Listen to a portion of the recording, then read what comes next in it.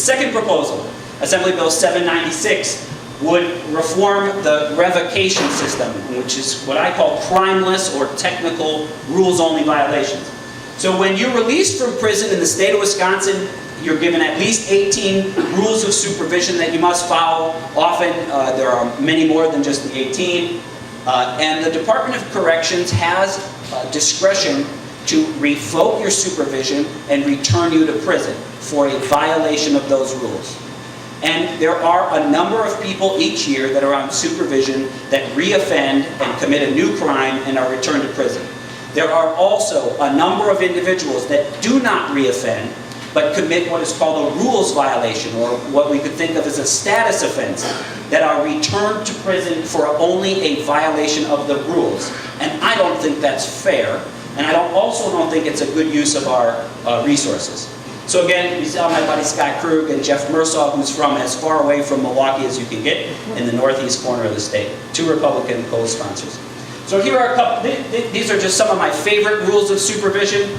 Some of our panelists could talk about it in greater detail, but obtain a travel permit prior to leaving the state of Wisconsin.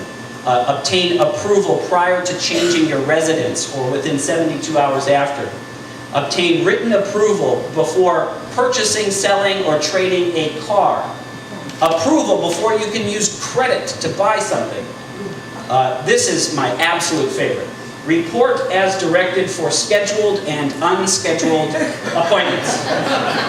I don't know how you report to an unscheduled appointment, but it is a rule. And if it is violated, the Department of Corrections has the authority to revoke supervision and reincarcerate that person.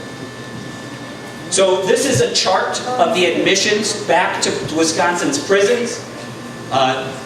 This data is incredibly complex, and I did praise the DOC's data earlier, but this is where they really need to pick up the ball.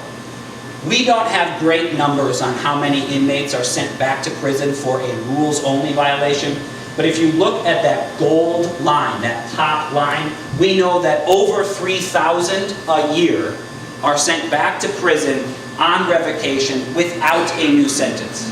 There may be some criminal behavior or criminal conduct that led to an arrest, but there wasn't a conviction. 3,000 plus returned to prison on the revocation of their supervision. A portion of those are for rules-only violations. This bill that I introduced, the crimeless revocation bill, is almost identical on purpose to Senate Bill 13 from Michigan. This was passed and signed into law last summer in Michigan. Michigan's political landscape is nearly identical to Wisconsin's. They voted for the current president, they have a Republican governor, a Republican Senate, and a Republican Assembly. If the Republicans in Michigan can figure out how to reform crimeless revocations, we can do it too in the state of Wisconsin.